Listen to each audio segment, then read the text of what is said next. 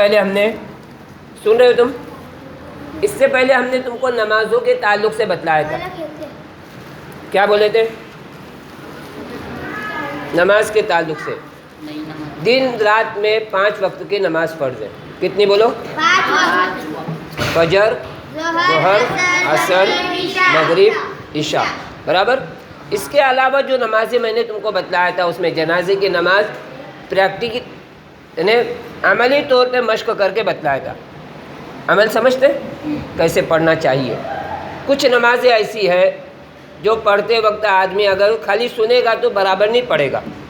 اس کے لیے اگر سامنے استاد ہو تو انشاءاللہ وہ صحیح اس کی رہبری میں یعنی استاد کی رہبری میں وہ صحیح نماز پڑھ سکے گا.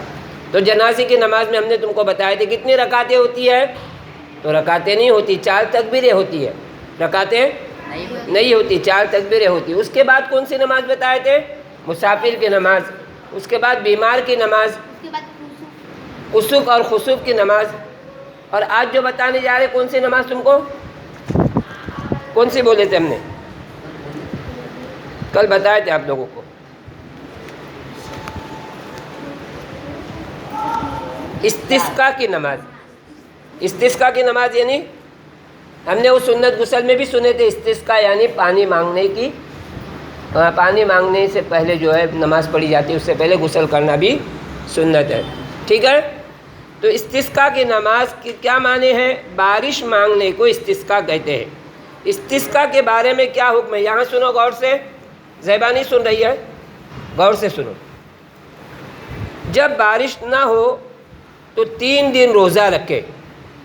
میں نے کہا تھا نا بہت سارے حالات کیوں آتے بولو؟ ہماری گناہوں کی نحوست سے وجہ سے. تو گناہوں کی نحوست کی وجہ سے ہوا کا نہیں چلنا، بارش کا نہیں برسنا. تو بارش اگر بارش کے موسم میں نہیں ہو تو سمجھ جاؤ ہماری گناہ ہے. تو اس کے لیے 3 دن روزہ رکھے، توبہ استغفار کرے، صدقہ کرے اور میدان میں نکلے. کہاں؟ کھلے میدان میں چلے جائے اور چھوٹے چھوٹے بچوں کو لے اور اپنے کپڑے سادے ہوئے ایسے اللہ کو رحم آ جائے ایسے کپڑے. اور جانوروں کی بھی بچوں کو لے کر چلنے کا حکم ہے اس میں. وہاں جا کے 2 رکعت نماز پڑھنا ہے. اس کے بعد خطبہ دینا ہے. وہ نماز کو استسقاء کی نماز کہتے ہیں. سمجھ میں آ گئی بات نماز؟